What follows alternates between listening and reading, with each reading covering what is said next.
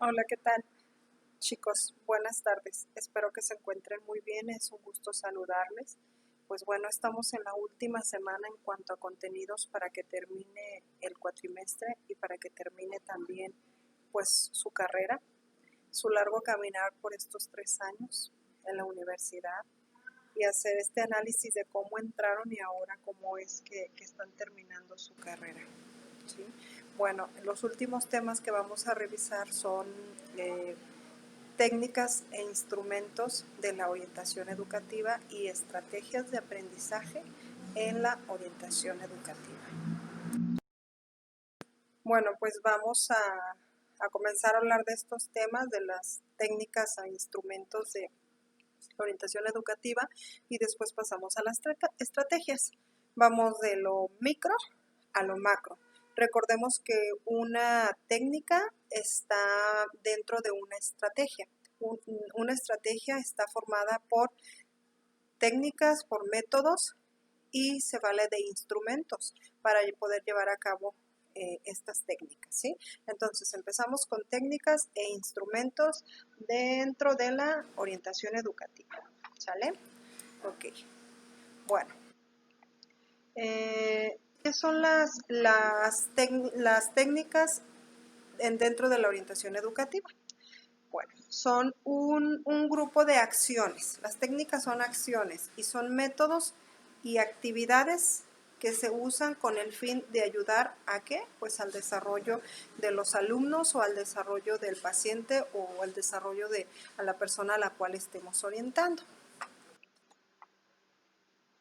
La orientación es la ayuda que se presta, recuerden que la orientación es la ayuda que se presta a las personas para que resuelvan sus problemas y tomen decisiones de una manera prudente, pero para que esto suceda pues se ayudan de técnicas, de métodos, de actividades y de instrumentos. ¿Para qué? Pues para poder lograr un objetivo satisfactorio. ¿Para qué sirven las técnicas dentro de la orientación educativa? Bueno, principalmente pues para orientar a los alumnos, ya sea en algún aspecto educativo, en algún aspecto personal o bien a cualquier persona en algún aspecto profesional o también en la secundaria o en la preparatoria como una asesoría de manera vocacional, ¿sí? Recordemos que desde que estamos en la edad de, de la adolescencia, cuando estamos en el nivel de secundario, pues bueno, empezamos a ver esta área que es la orientación vocacional y se afina de una manera más fuerte dentro del bachillerato. ¿Sí?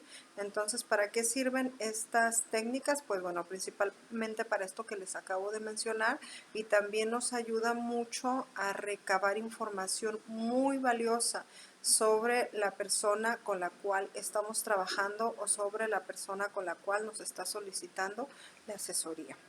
También nos sirve mucho las técnicas dentro de la orientación educativa. ¿Por qué? Porque pues, nos da la oportunidad de desarrollar una estrategia como guía. ¿Sí? Entonces nos valemos de estas técnicas para poder desarrollar una estrategia. ¿Sale? Ok, las principales técnicas que son usadas dentro de la orientación educativa, pues bueno, les voy a mencionar tres que son las principales. Es la técnica para recoger información. Esta nos permite o permite al orientador ampliar su conocimiento sobre el caso. ¿Sí? En la técnica para recoger información, pues también conocida como el diagnóstico. ¿Cómo es que yo voy a realizar una asesoría si yo no tengo un diagnóstico? ¿Sí? Entonces, como número 1 tenemos la técnica para recoger información. Como número 2 tenemos la técnica para identificar el caso y elegir el mejor modelo de orientación. Recuerden que vimos diferentes modelos de orientación. ¿Sí? Entonces, con base a esta recogida de datos o con base a este diagnóstico, yo voy a elegir qué modelo voy a trabajar, ¿sí? Y la tercera técnica pues es para planificar el proceso orientativo. Paso número 1, identifico, recojo información, diagnóstico. Paso número 2, identifico el caso y elijo el modelo con el cual voy a trabajar. Paso número 3, planifico el proceso orientativo, cómo va a ser mi proceso, ¿sí? Entonces ya con toda esta información que yo ya recabé y que yo ya identifiqué, voy a poner manos a la obra para empezar a estructurar cuáles son las actividades que van a conformar junto con las técnicas y la metodología, la estrategia de orientación educativa, ¿sale? Ok, bueno, continuamos. Las técnicas de orientación educativa para medición del caso. Pueden ser los datos biológicos, los datos psicológicos y los datos socioambientales, ¿sí? Dentro de los datos biológicos que me ayudan a medir el caso con el cual yo voy a trabajar, pues es las psicofisiológicas, ¿sí? La estimación clínica, la detección, las anomalías y eso sería todo en cuanto a los datos biológicos que pueden aportar. Y los datos psicológicos serían las psicometrías, recuerden que también revisamos los test psicométricos o las baterías psicométricas, los test proyectivos o las pruebas proyectivas o también los test conductuales, ¿sí? Otro dato sería el dato socioambiental y aquí podemos utilizar para medir el caso pues las conocidas entrevistas. Ok. Vamos a hablar un poquito acerca de la entrevista. La entrevista es un instrumento muy utilizado dentro de la orientación educativa. No es tanto una técnica, sino es un instrumento y se utilizan diferentes técnicas para realizar diferentes tipos de entrevistas. Pero como tal una entrevista, pues es básica al comienzo de un proceso de evaluación y lo es también durante el proceso y después, no solamente al inicio. Es al inicio, durante y después. En todo momento se puede aplicar la entrevista. ¿Esto para qué? Pues para devolver la información y llevar a cabo el seguimiento. Es un instrumento imprescindible que no puede faltar, ¿sí? Ya sea para el diagnóstico o para la evaluación de necesidades antes de empezar un programa de intervención o de orientación educativa. Y tenemos diferentes tipos de entrevista, por mencionar algunos. Entrevista inicial con la persona que se ha solicitado la ayuda, entrevista de devolución de la información que sirve asimismo para presentar un informe de evaluación de necesidades. Tenemos también la entrevista de seguimiento que tiene el objetivo de ver si el plan está o no funcionando y si es preciso establecer cambios o realizar alguna adecuación. Tenemos también como otro instrumento de la orientación educativa a la observación, al igual que la entrevista es otro instrumento. Ok, la observación es un instrumento más adecuado, sobre todo cuando se trata de observar elementos personales, interpersonales y elementos grupales.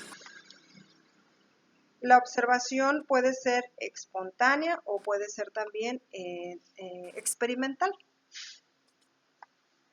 La observación espontánea consiste en observar a la persona en el contexto donde aparece, en una o varias conductas, para ver con qué frecuencia y de qué manera aparecen esas conductas. Se observa a la persona y a los grupos en sus contextos naturales donde tienen lugar tiempo libre, aula, comedor, etc. ¿Sí? Esa sería la observación espontánea. Y pasamos a la observación experimental. Tiene lugar en contextos en los cuales de forma intencionada se ha introducido algún elemento para ver cómo reaccionan las personas o los grupos.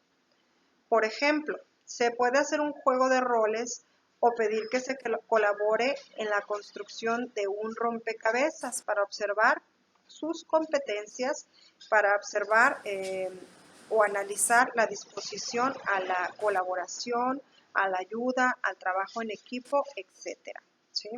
Ok, eso sería en cuanto a la observación experimental. Y tenemos también como otro instrumento de la orientación educativa a los test sociométricos.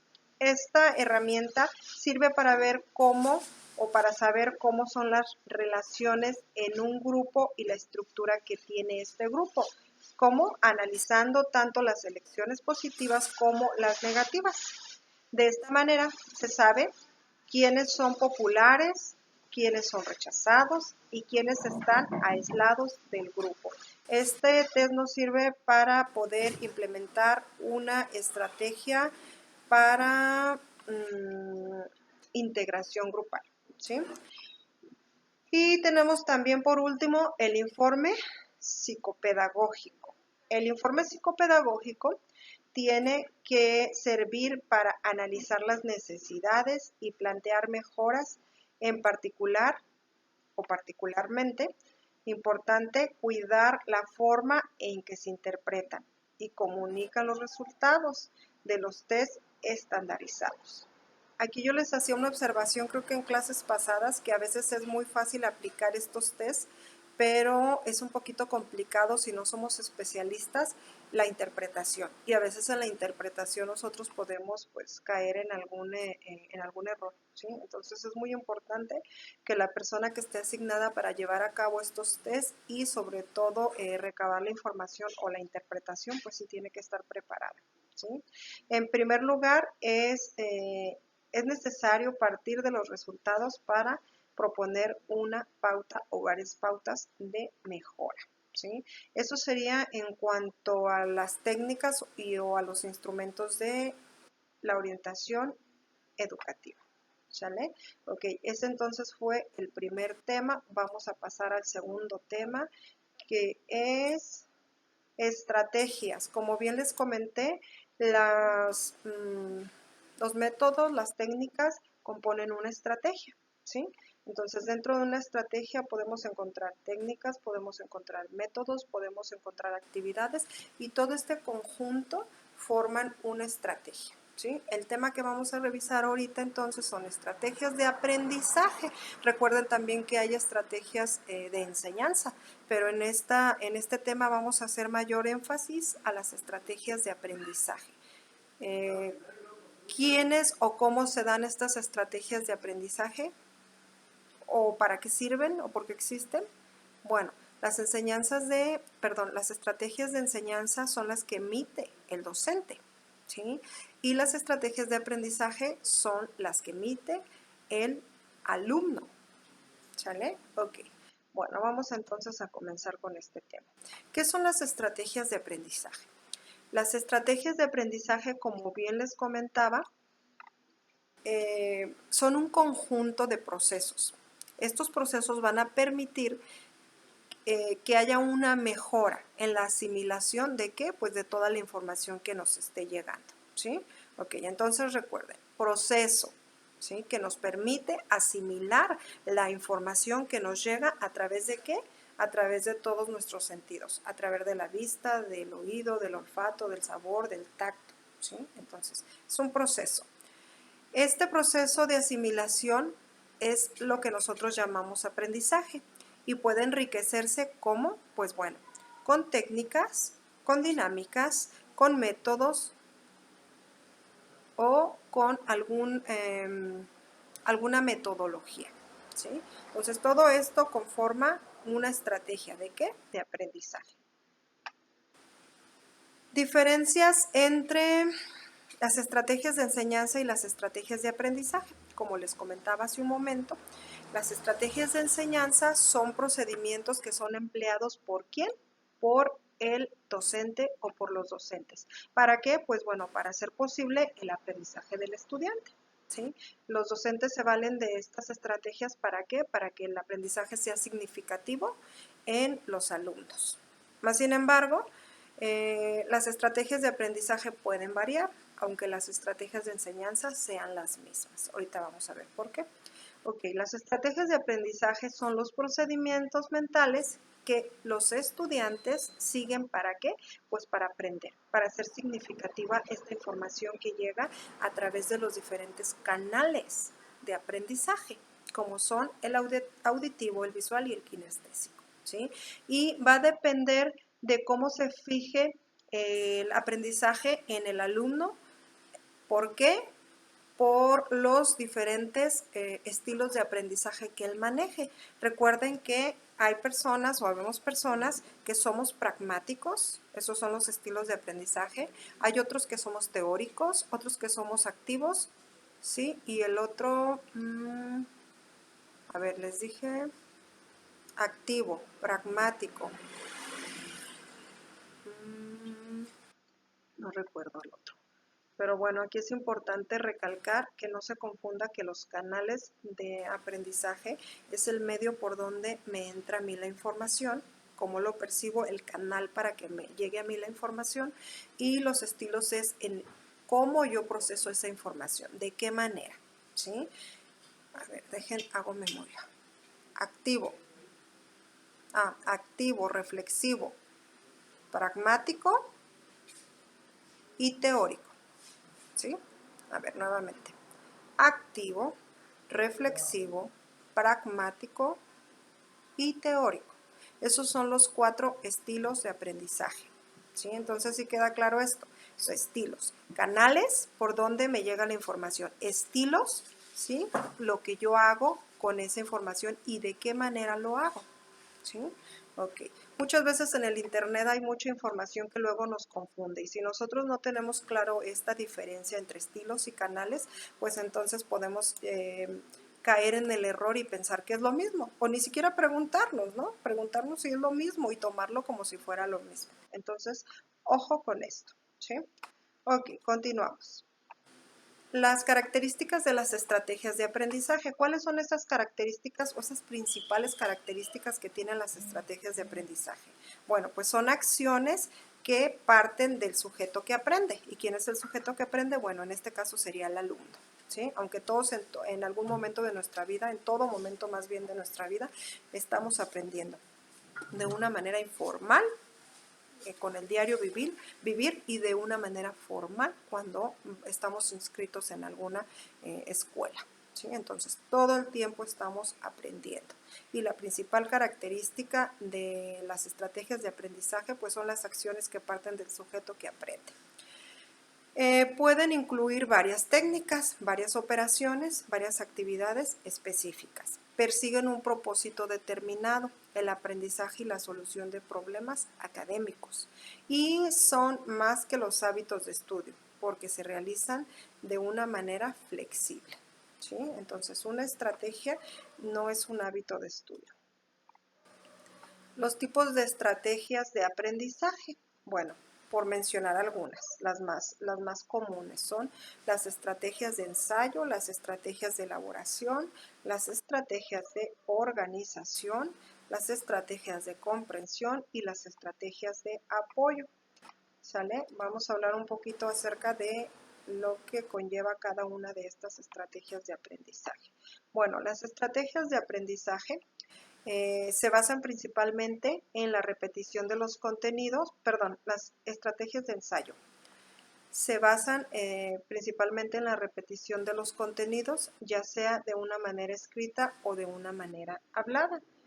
Esta es una técnica efectiva que permite utilizar la táctica de la repetición como base de recordatorio. Sabemos que no siempre, y más en la actualidad que estamos apostando por una educación constructivista, se quedó atrás esta parte de la memorización que conllevaba una educación tradicionalista. Más sin embargo, hay ocasiones o hay contenidos que sí son necesarios que nosotros llevemos a cabo esta estrategia de ensayo, que sí requiere de estar constantemente repitiendo para poderlo memorizar, como por ejemplo serían las tablas de multiplicar, ¿sí? Pues principalmente las matemáticas, que es una asignatura, se le llama asignatura dura, porque no puede haber otra respuesta, porque es la misma respuesta, porque esta materia es muy lógica, ¿sí?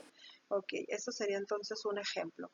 Otra de las estrategias de aprendizaje, otro tipo sería las estrategias de elaboración. Este tipo de estrategia se basa en crear relaciones entre lo nuevo y lo familiar, ¿sí? Cómo yo elaboro o cómo yo construyo o cómo el alumno construye su aprendizaje, con lo que le resulta a él familiar o con sus experiencias de vida, cómo es que hace él este engranaje de lo que él ya conoce con lo nuevo. A eso se refiere con las estrategias de elaboración. Y el siguiente tipo de estrategia es la estrategia de organización. Este tipo de estrategia se basa en una serie de modos de actuación que consiste en agrupar la información para que sea más sencilla para así poderla estudiar y comprenderla, ¿sí? Esta es la estrategia de organización. Recuerden que el docente puede aplicar una estrategia de manera general, va a ser la misma para todo un grupo, pero difiere en la estrategia de aprendizaje porque cada uno de nosotros tenemos diferentes estilos de aprendizaje, no aprendemos igual, aunque el contenido sea abierto para todos, cada uno busca su estrategia para poder hacer significativo el aprendizaje, ¿sale? Ok, continuamos entonces. Las estrategias de comprensión. Este tipo de estrategia se basa en lograr o en conseguir la pista de la estrategia que se está usando, del éxito logrado de ellas y adaptarla a la conducta de cada alumno. La comprensión es la base del estudio. Entonces, de nada sirve que llegue información a mí como alumno si yo no estoy comprendiendo nada. ¿Sí? Entonces la comprensión es la base del estudio. Si yo escuché información pero no fui capaz de asimilarla, no se construyó el aprendizaje, no fue significativo para mí. Por ende, se me va a olvidar al rato. ¿Sí? Entonces es la estrategia de comprensión. Tenemos también la estrategia de apoyo. La estrategia de apoyo, este tipo de estrategia se basa en mejorar la eficacia de las estrategias del aprendizaje, mejorando las condiciones en las que se van produciendo el aprendizaje, estableciendo la motivación, enfocando la atención y la concentración. El esfuerzo del alumno junto con la dedicación de su profesor serán esenciales para el desarrollo de este tipo de estrategia. ¿Sí? Entonces aquí en esta estrategia de apoyo cabe mencionar la importancia que tiene la motivación y la concentración y la atención. ¿Sale? Ok, continuamos. ¿Cómo se clasifican las estrategias del aprendizaje? Las estrategias de aprendizaje se clasifican en aprendizaje memorístico y aprendizaje significativo. Ahorita vamos a ver por qué los dos son importantes en el proceso del aprendizaje. El aprendizaje memorístico, pues bueno, son algunas técnicas que pueden ser el subrayado, destacar o resaltar algún texto, copiar y resumir. Esas pueden ser estrategias que generan un aprendizaje memorístico, que no tienen mayor reflexión.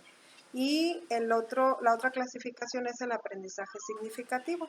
Algunas técnicas de este tipo de aprendizaje pues son las palabras clave, las rimas, imágenes mentales, parafraseo, organizadores previos, elaboración de inferencias, analogías, elaboración de estructurantes mentales, etc. Aquí tenemos muchas opciones dentro del aprendizaje significativo.